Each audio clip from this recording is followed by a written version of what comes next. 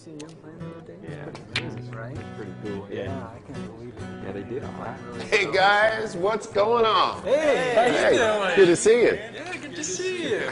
Hey, David, can we get Tom a beer, please? That's what I'm saying. It was pretty amazing, though. Yeah. Hey Jake, I've been going to ask, what have you been doing to your skin lately?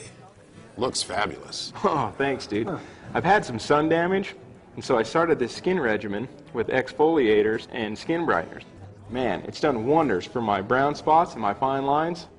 And man, my buddies tell me my skin hasn't looked this great in years. I can totally tell. Where'd you find this stuff?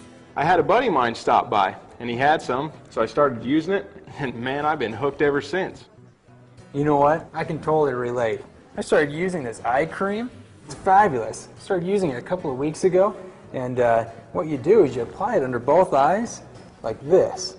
And it has this light diffuser in it that helps with dark circles and puffiness in your eyes, and also peptide that helps build up collagen production. And man, my crow's feet are starting to fade, and I feel like a whole new man. Great stuff. I might have to try using that.